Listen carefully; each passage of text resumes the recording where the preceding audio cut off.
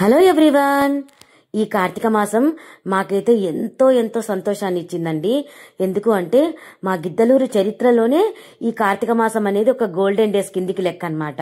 ఎందుకంటే ఎప్పుడు కూడా మేము కని విని ఎరుగనంత అద్భుతమైన అభిషేకాలనైతే ఈ కార్తీక మాసంలో మేము చూసాము.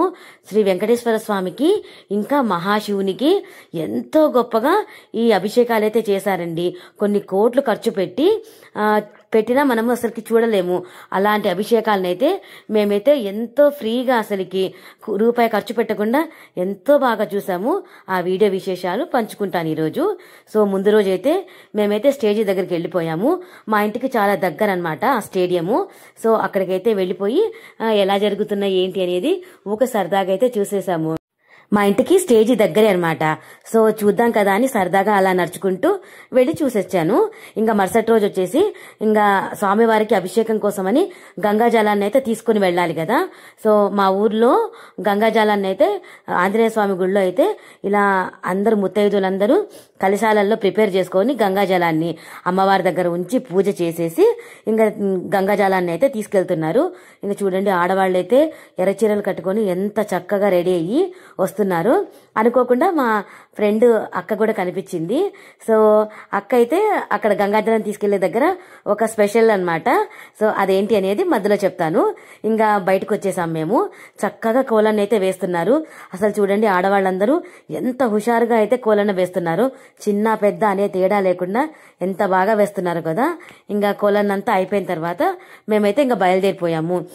బాగా డీజే సౌండ్స్, స్వామివారి పాటలు పెట్టుకుంటూ చక్కగా అయితే అమ్మవారి నామస్మరణ చేసుకుంటూ ఇంకా గలసాలు అయితే తీసుకెళ్తున్నారు. చూడండి, ఆడవాళ్ళు అసలు ఎంత ప్రశాంతంగా వెళ్తున్నారు. ఇంత చిన్న తోపులాట గాని తొస్సులాట గాని ఏమీ లేదు. ప్రశాంతంగా ఎన్ని వందల మంది ఉన్నా ప్రశాంతంగా అయితే వెళ్ళిపోతున్నాము. అదైతే నాకు చాలా అంటే చాలా హ్యాపీ అనిపించింది. ఇంకా మేమైతే ఎక్కడైతే అభిషేకం చేయాలో అభిషేకం చేసే ప్లేస్ దగ్గరికి అయితే వచ్చేసాము. చూడండి, స్టేజ్ అయితే రెడీ అయిపోయింది.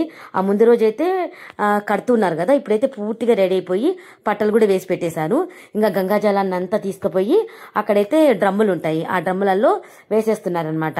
ఇంకా మా అక్క ఉంది కదా, ఈ అక్క చెప్తున్నాను కదా, ఈ అక్క అయితే అందరికంటే ఫస్ట్ బిందె నీళ్లు అక్కే పోసింది.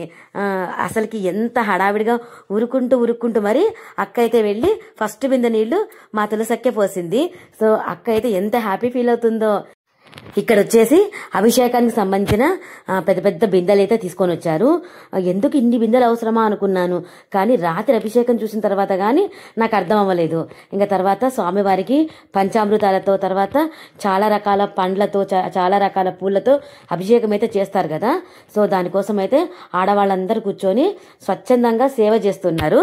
సో స్వామివారికి కావాల్సిన పండ్లు గాని, పూలు గాని, నవధాన్యాలు గాని అన్నిటినైతే శుభ్రం చేసేసి కట్ చేసి ఇక్కడ వచ్చేసి ఆడవాళ్ళందరూ గంగాజలం తీసుకొచ్చారు కదా, వాటన్నిటిని బిందెలలో నింపేసి చక్కగా అయితే స్టేజ్ దగ్గర అయితే పెడుతున్నారు.